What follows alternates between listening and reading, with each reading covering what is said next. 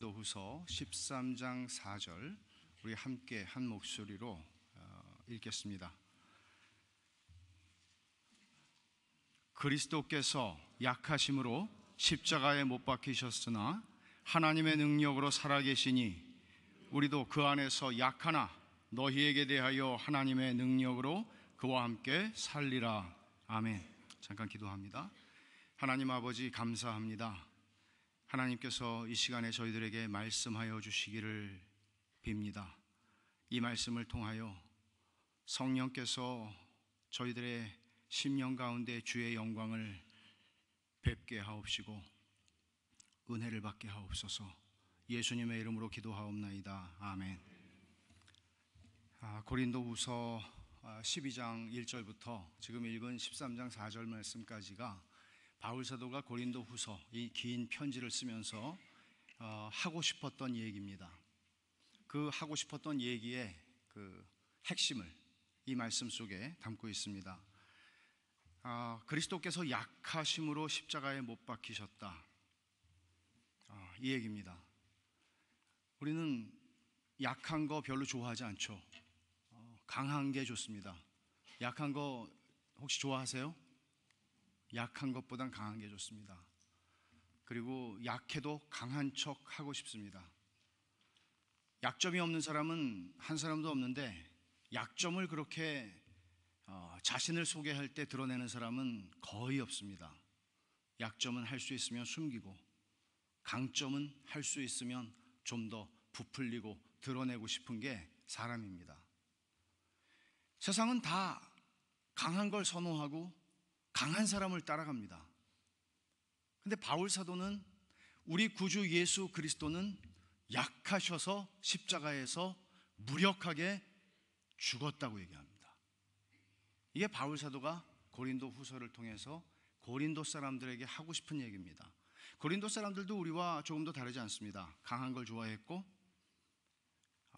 멋있는 것과 좀 더 그럴싸해 보이는 소위 세상적인 잣대로 볼 때 훌륭한 것들을 다 좋아하게 되어 있고 고린도 사람들도 그랬습니다.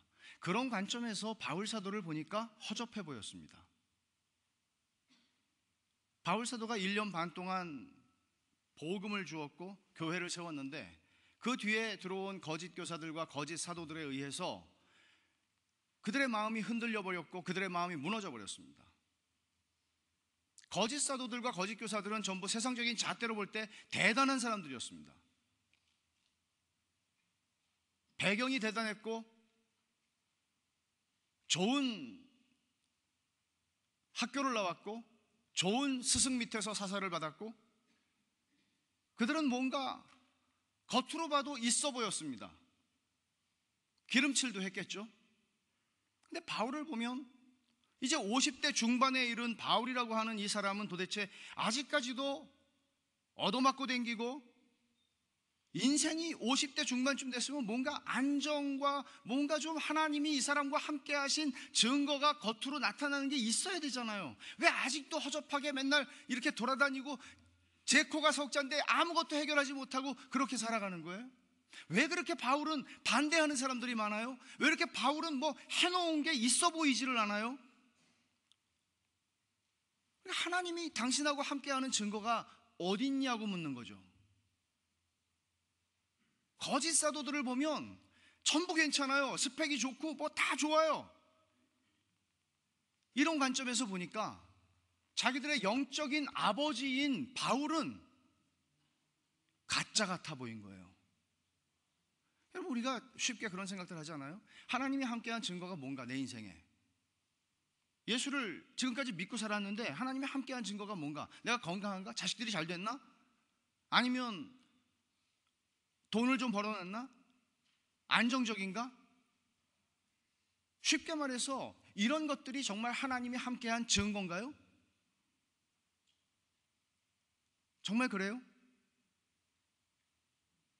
이런 관점에서 바울을 보니까 가짜인 거죠. 하나님이 함께 했으면 뭔가 축복의 증거가 있어야 되잖아요.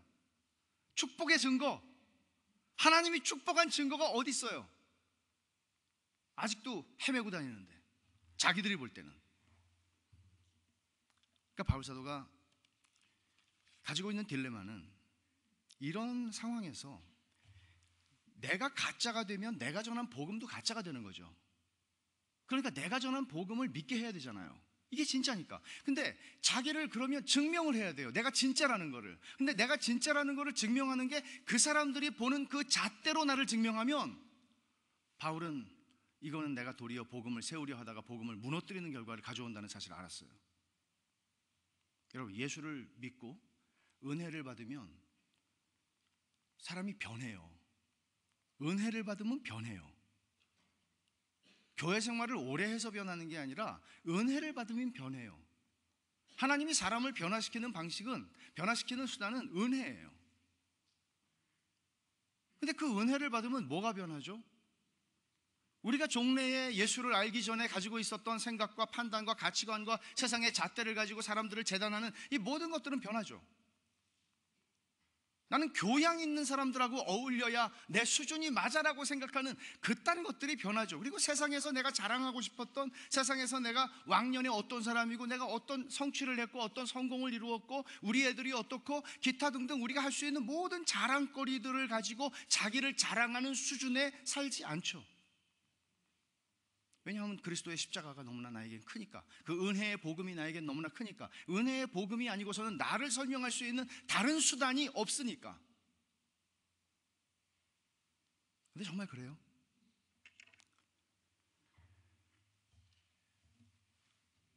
바울 사도는 자기 자신을 그들이 요구하는 방식으로, 나 굉장히 좋은 학교 나왔어, 니네가 몰라서 그렇지 나는 가말리엘이라는 엄청난 선생 밑에서 수석으로 졸업한 사람이야, 이딴 얘기들을 하면서 내가 얼마나 훌륭한지를 증명하면서 동시에 내가 전하는 복음도 진짜라는 것을 말하고 싶은 생각이 왜 없겠습니까? 사람인데.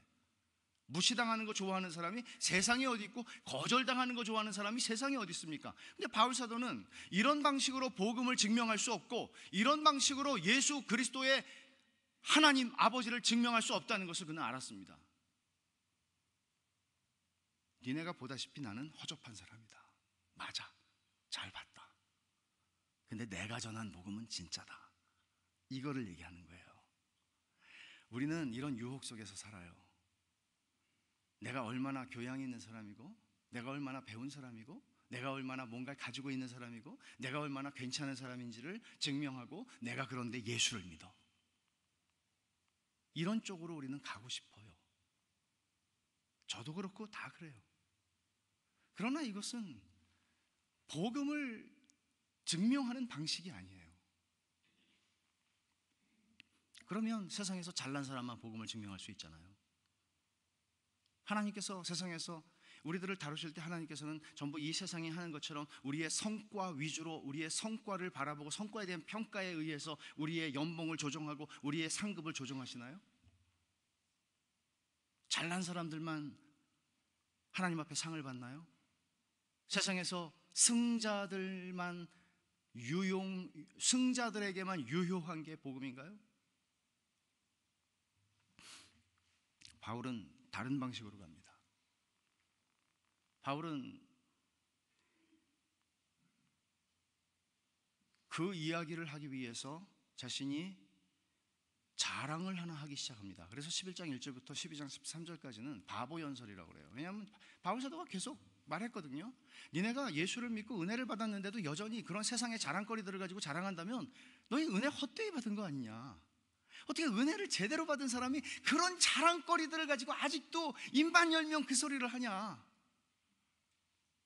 은혜를 헛되이 받지 말라고 6장에서 얘기했어요. 그리고 바울은 고린도전서 15장에서는 내가 하나님의 은혜를 헛되이 받지 않은 증거는 내가 여기까지 온 건 하나님의 은혜였다고 말함으로써 하나님의 은혜를 자랑합니다. 우리의 세상적인 어떤 것들이 아니라. 그래서 바울은 12장으로 가보면 1절에서 무익하나마 내가 부득불 자랑하노니 주의 환상과 계시를 말하리라. 부득불 자랑한다고 얘기해요. 자랑을 하는 거는 어리석은 일이고 바보 같은 일이라고 얘기를 했기 때문에 그는 뭔가를 자랑을 하겠는데 그 자랑하는 건 뭔가 하면 주의 환상과 계시를 말하겠대요. 환상 체험과 계시 체험을 말하겠대요. 이거는 고린도 사람들에게 굉장히 익숙한 거예요. 왜냐하면 거짓 사도와 거짓 교사들이 맨날 입만 열면 나 무화경에 들어갔다, 나 입신하고 왔다, 나 뭐 이런 체험이 있다, 저런 체험이 있다, 기도만 하면 하나님이 음성을 들려주신다, 이딴 얘기들을 했거든요. 근데 바울이 지금 환상과 계시에 대해서 말하겠대요. 부득불. 그래서 바울은 2절부터 내가 그리스도 안에 있는 한 사람을 아노니 그는 14년 전에 셋째 하늘에 이끌려간 자라, 그렇게 얘기를 해요. 어떤 사람 얘기하는 것처럼 얘기해요. 근데 다 알아요. 고린도 사람들이, 독자들이 이게 지금 자기 얘기하는 건데 어색하고 부득불하는 거니까 지금 이렇게 애둘러서 표현하는 거라는 건 다 알아요. 3인칭으로 쓰고 있죠. 14년 전이라고 얘기하면 바울이 다소에 있을 때, 아니면 전도 여행을 시작하기 전에 안디옥에 있을 때였을 겁니다. 그때 자기는 셋째 하늘에 올라갔다 왔다고 그래요. 그 사람들이 가지고 있었던 방식으로 설명한 것이죠. 당시 사람들이 가지고 있었던 하늘에 대한, 천체에 대한 이해죠. 첫 번째 하늘은 대기권이고, 둘째는 성층권이고 별들이 있는, 그리고 셋째 하늘은 4절에 말씀하는 바 그가 낙원으로 이끌려가서 말로 표현할 수 없는 말을 들었으니 사람이 가히 이르지 못할 말이로다. 이런 하나님 보고 왔어요. 자기가 몸 밖에 있었는지 몸 안에 있었는지 모른다는 얘기는 내가 그 분명한 것을 보고 왔는데 그것이 내 영혼이 올라갔다 왔는지 아니면 하나님이 내 몸도 같이 올라갔다 왔는지 그건 난 잘 모르겠지만 분명하다. 이런 나는 경험을 했다. 이런 체험을 했다. 근데 바울은 이 체험의 얘기를 하면서 체험으로 모두를 다 싹 쓸어버리려고 이 체험과 환상과 계시의 이야기를 하는 것은 아닙니다. 그건 바울이 지금까지 안 해왔던 것이고, 바울이 안 하다가 억울해서 그걸 꺼내는 게 아니에요. 바울이 이런 얘기를 하는 것은 결국 반전, 커뮤니케이션을 하면서 뭔가 진짜를 얘기하기 위해서 아주 상황을 완전히 역전시키는 그런 얘기를 하기 위해서 지금 환상과 계시의 체험을 얘기하는 거죠. 그러면서도 바울은 조심스럽게 접근을 합니다. 6절을 보면 12장 6절에 내가 만일 자랑하고자 하여도 어리석은 자가 되지 아니할 것은 내가 참말을 함이라. 그러나 누가 나를 보는 바와 내게 듣는 바에 지나치게 생각할까 두려워서 그만두노라. 너희가 나를 보고 너희가 나를 듣고 알지 않느냐? 그걸로 나를 판단해라. 내가 지금 환상과 계시의 체험을 한다고 해서 이 체험으로 나를 알려고 그러지 마라. 포장지를 가지고 나를 판단하려고 하지 마라. 이거는 사실은 거짓 사도들이 하던 방식을 빗대어 말하는 겁니다. 그들이 어떤 사람인가는 그 사람이 어떤 체험을 했는가는 아닙니다. 그 사람이 어떤 사람인가는 그 사람이 얼마나 많은 성공과 성취를 이룬 사람인가가 아닙니다. 그것이 그 사람을 설명하지 않습니다. 우리가 그 사람을 보는 바, 우리가 그로부터 듣는 바, 그것으로 나를 판단하라고 바울은 얘기합니다.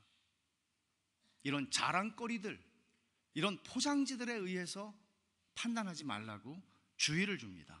그러면서 7절에 여러 계시를 받은 것이 지극히 크므로 너무 자만하지 않게 하시려고 내 육체에 1인칭으로 갑자기 바뀌죠. 3인칭에서 1인칭으로 가요. 내 육체에 가시 곧 사탄의 사자를 주셨으니 이는 나를 쳐서 너무 자랑하지 않게 하려 하심이라.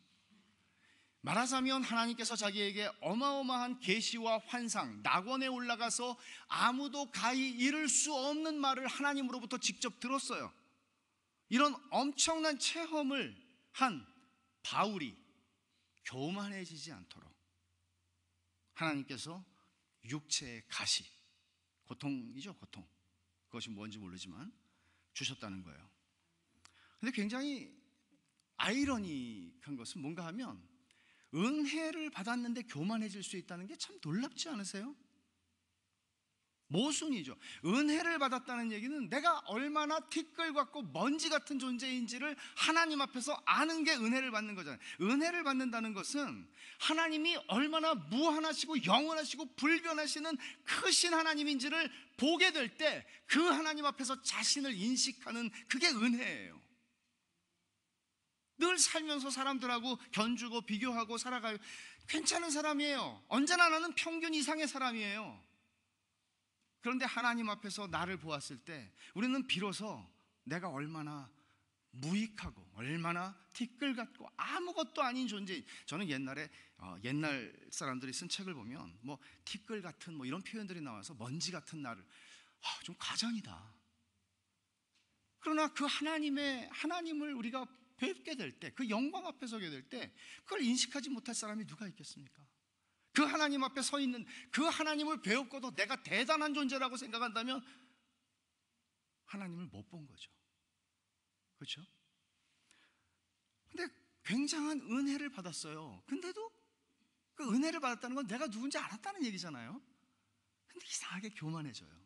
그러니까 여러분, 사람이 얼마나 깊은 존재인지 알 수가 없어요. 헤아릴 수가 없는 존재예요. 사람은 은혜를 받고도 교만해져요. 은혜를 자랑거리로 만들 만큼 인간이 놀라워요. 바울이 이런 은혜를, 큰 은혜를 받고 그러고 교만할까 봐 바울을 아시는 하나님께서 육체에 가시고 사탄의 사자를 주셨어요. 말하자면 계시의 점, 계시와 가시는 비슷하죠? 계시, 가시 패키지로 준 거예요. 하나님이 다 그래요. 하나님이 패키지로 주세요.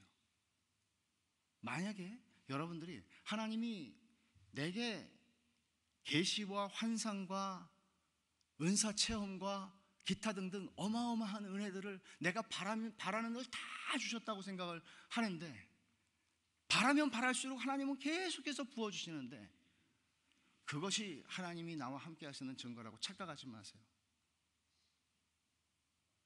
하나님이 여러분들을 사랑하시면 그렇게만 만들지 않으세요. 그걸 받고 감당할 사람이 없어요. 그걸 받고 망가지지 않을 인생이 없어요. 만약에 여러분들이 인생에서 바라고 생각하고 원하는 것들을 하나님이 입만 열어서 기도하면 다 들어주셨다고 한번 이 무서운 상상을 한번 해보십시오. 여러분이 이 자리에 계실지도 모르겠죠. 그러나 얼마나 여러분, 저는 적어도 그렇습니다. 하나님이 제가 원하는 거 다 들어주셨으면 저는 정말 밥맛 떨어지는 사람이 됐을 겁니다. 옆에 있기 싫은 사람이 됐겠죠. 뭐가 문제인데? 일로 와, 기도해 줄게. 넌 왜 그렇게 사냐? 기도해봐. 밥 먹고 기도했지? 야, 밥을 먹고 기도하면 되냐? 밥을 안 먹고 기도해야지. 잠자고 기도했냐? 밤에 기도해라. 이런 거예요. 얼마나 밥맛 떨어집니까? 그러니까 하나님께서 바울에게 주신 은혜가 너무나 커서 그 은혜가 바울을 그런 사람이 되지 않도록 그리스도의 형상을 닮은, 그리스도를 닮아가는 사람으로 하나님이 만드시는 거죠. 이 사람 시켜서 일 많이 하는 게 아니라 이 사람을 하나님의 사람으로, 하나님을 닮은 사람으로 만들어가는 그 은혜, 그게 육체의 가시예요. 계시와 가시는 같이 와요. 계시만 있는 사람 절대로 없으니까 여러분 부러워하지 마세요. 남 모르는 가시가 무지 많아요.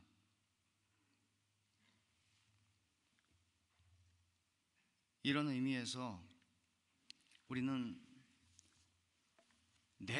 이 바울이 육체에 가시고 사탄의 사자라고 표현한 것을 한번 이해를 해보십시오. 이게 육체의 가시가 누가 준 겁니까? 하나님이 주신 겁니까? 사탄이 준 겁니까?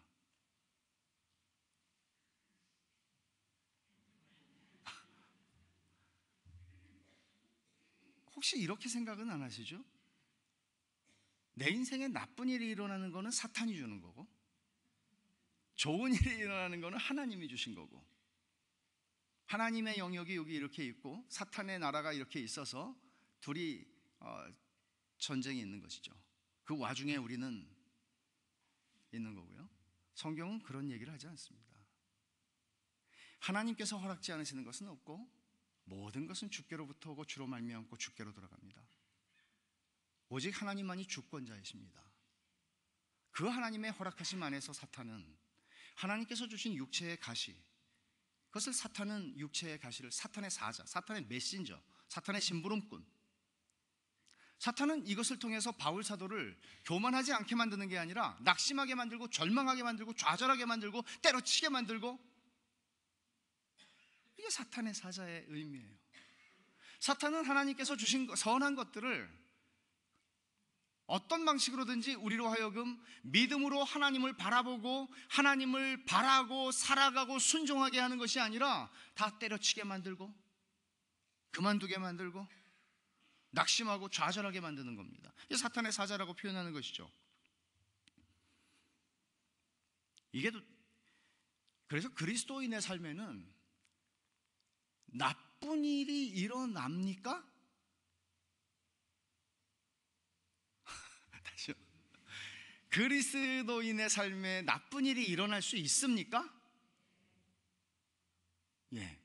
무슨 뜻으로 대답하셨는지 제가 알기 때문에 여러분의 대답이 틀린 게 아닙니다. 그러나 제가 여러분에게 말씀드리는 건 그리스도인의 삶에는 나쁜 일은 일어나지 않습니다. 무슨 소리를 하는 건가? 그리스도인의 삶에는 나빠 보이는 일들은 일어납니다. 더러. 그러나 주권자이신 하나님의 선하심이 당신의 자녀들을 향하여 성령을 주신 하나님께서 나쁜 일이 일어나게 하지 않습니다. 나빠 보이는 일은 많습니다. 나빠 보이죠. 육체의 가시가 그겁니다. 오죽하면 바울은 이걸 좀 없애달라고 하나님한테 한 번이 아니고 3번을 기도를 했겠습니까? 너무 힘들고 고통스러우니까.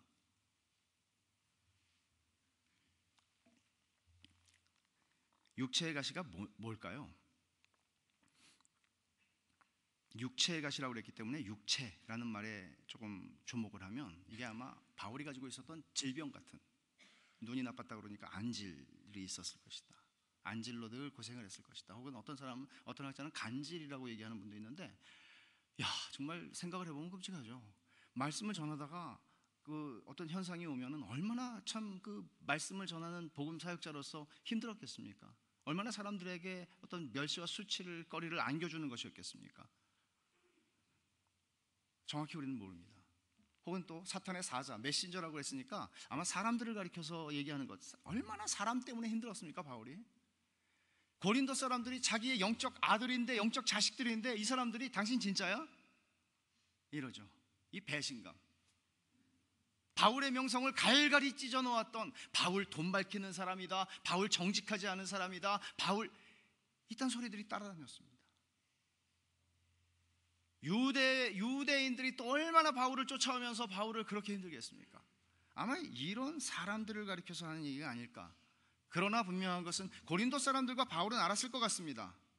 그러나 우리에게는 그것을 정확하게 밝히지는 않았습니다. 바울이. 우리는 추측할 수 있습니다. 그러나 분명한 것은 이거죠. 육체에 가시고 사탄의 사자라고 바울이 얘기했던 것은 바울을 교만할 수 없도록 바울을 낮추는 하나님이 주신 안전장치였습니다. 교만할 수 없게 만드는 것.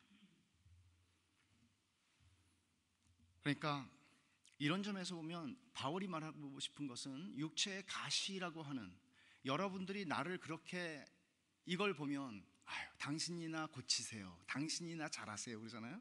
그러니까 이런 나의 약점, 여러분도 알고 나도 아는 이 약점이 하나님이 나하고 같이 하시지 않기 때문에, 하나님이 나를 축복하지 않은 증거가 아니라 이게 도리어 하나님이 나와 함께 하시는 증거고, 이게 하나님이 나를 축복하고 계시는 증거라고 말하는 거예요.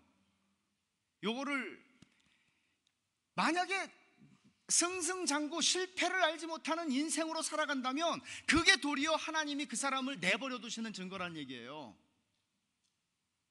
하나님이 나를 사랑하기 때문에 하나님이 당신의 사랑하는 자녀들을 그냥 놔두지 않으시고 교만이 하늘을 찌르도록 내버려 두지 않으시고 간섭하셔서 우리가 교만할 수 없도록 육체의 가시를 허락하시는 하나님이라고요. 그래서 이게 하나님이 함께하는 증거라고 바울은 얘기하고 싶은 겁니다. 그럼에도 불구하고 사도는 육체의 가시가 좋지 않았습니다. 믿음이 좋으면 고난을 좋아할 수 있을까요? 고난 자체를 즐길 수 있을까요? 성경은 그렇게 말하지 않습니다. 주님, 저에게 좀 고난을 주세요. 저는 고난이 필요해요. 그런 기도는 여러분들이 안 하셔도 됩니다. 하나님이 알고 계세요, 이미. 어떤 분은 또 이런 분도 있어요. 목사님, 하나님께서 저를 욥처럼 다루실까 봐 겁이 나요. 걱정 붙들어 매세요. 당신이 욥이 아니라는 사실을 하나님이 알고 계세요. 쓸데없는 걱정들을 그렇게 왜 하고 사세요? 필요한 만큼, 우리가 누구인지를 내가 나를 아는 것보다 더 잘 아시는 하나님 아버지께서 우리에게 필요한 만큼 그것을 주십니다. 육체의 가시를. 그러니까 이 고난이 힘들죠. 그래서 바울 사도는 이거를 없애달라고 하나님한테 기도를 한 거예요. 이걸 좀 없애달라고 3번이나. 근데 하나님의 대답은 뭐였어요? 너 갖고 살아. 근데 그렇게 매정하게 말씀하신 게 아니라 하나님께서 설명을 하셨습니다. 그 설명이 9절이에요. 12장 9절에 내 은혜가 내게 족하도다. 이는 내 능력이 약한 데서 온전하여 짐이라. 이게 하나님의 설명입니다. 거절하시는 설명이에요. 여러분들은 하나님의 은혜가 나에게 족하다, 충분하다고 언제 느끼십니까? 언제 느껴보셨어요? 하나님의 은혜가 정말 과분하고도 과분하다. 주님의 은혜가 저에게는 너무나 충분해요. 그렇게 언제 느끼십니까? 바울이 만약에 육체의 가시를 하나님이 제거해 주신다면 그렇게 말했을지는 모르겠습니다. 이게 하나님이 하신 말씀이지 바울이 한 말이 아니에요. 우리는 우리의 삶의 조건 속에서 내가 힘들어하는 그 조건이 제거되거나 내가 이것만 있으면 행복할 거라고 생각하고 하나님 앞에 제발 저를 긍휼히 은혜를 베푸셔서 이걸 좀 달라고 그것이 주어졌을 때나 그럴 때 주님은 정말 좋으신 분이야. 그 은혜가 내게 족하도다. 그렇게 말할 수 있을지 모르지만 은혜의 복음이 가지는 역설이라고 하는 것은 심각한 질병으로 내가 건강을 잃었는데 남들이 말하는 행복한 가정도 이루지 못했는데 물질과 소유 면에서 볼 때 나는 성공하지도 못했는데 하나님의 은혜가 나에게 족하다고 말하는 거죠. 그럴 때 이게 우리식으로 말하면 말이 안 되는 겁니다. 은혜는 말이 안 되는 겁니다. 이게 이렇게 우리로 하여금 고백하게 만드는 게 은혜의 복음이 우리 안에서 하는 일입니다. 복음의 능력입니다. 우리가 이것만 있으면 내가 하나님을 찬송할 수 있을 텐데라고 말하거나 내가 이것만 좀 내게서 없어져 버린다면 내 이력서에서 이거 하나만 빼버리면 내 인생에서 이 역사 하나만 빼버리면 이 사건 하나만 없어지면 난 정말 날개를 달고 날아갈 것 같다. 날개를 달고 살 수 있을 것 같고 주님 잘 섬길 것 같다고 생각하는 이 착각, 그걸 지적하고 있는 거죠.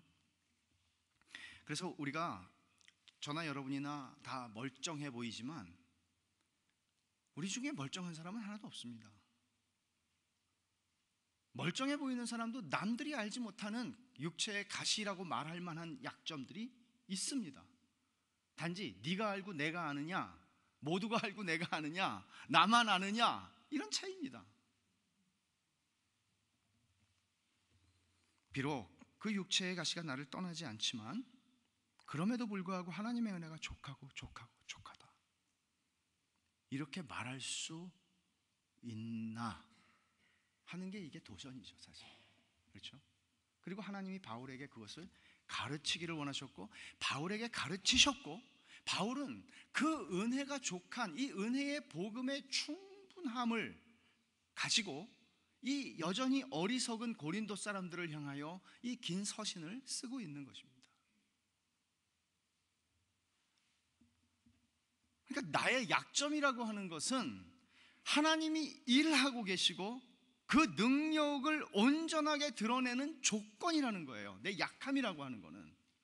바울은 그걸 깨달은 거예요.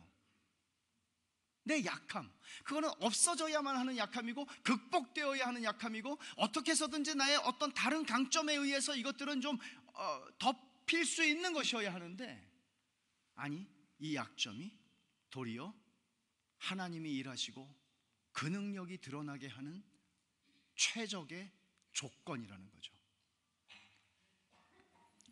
그래서 바울 사도는 깨달았어요. 그 증거가 9절 하반절에 그러므로 도리어 크게 기뻐함으로 나의 여러 약한 것들에 대하여 자랑하리니 라고 말합니다. 이것 때문에 고통스러웠고 하나님 앞에 없애달라고 했던 것이 하나님이 설명하시는 내 은혜가 내게 족하다, 내 능력이 약한 데서 온전하여지기 때문이다. 하나님의 능력이 너의 약함 가운데에서 온전하여지기 때문에 라고 설명을 하시자 바울은 깨닫고 이렇게 고백을 하는 겁니다. 내가 나의 약한 것들을 기뻐하고, 도리어 기뻐하고, 그것 때문에 너무 힘들었는데 기뻐하고 자랑한다. 뭔가를 깨달은 것이죠. 10절을 가보십시오. 그러므로 내가 그리스도를 위하여 약한 것들과 능욕과 궁핍과 박해와 공고를 기뻐하노니 이는 내가 약한 그때의 강함이니라. 여기 약한 것들, 능욕, 궁핍, 박해, 공고 아무것도 좋은 게 없습니다. 근데 이것들이 바울이 얘기했던 육체의 가시의 범주에 들어가는 것들일 수 있겠죠. 근데 이런 것들을 내가 이제는 기뻐한다고 말해요. 왜? 어디에 걸리는 말인가 하면 이 모든 것, 약한 것, 능욕, 궁핍, 박해, 공고가 다 그리스도를 위하여라는 말에 걸려요. 이 말은 무슨 얘기인가 하면 내 약함과 나의 박해반, 내 궁핍한 것, 내 그 구질구질한 인생, 이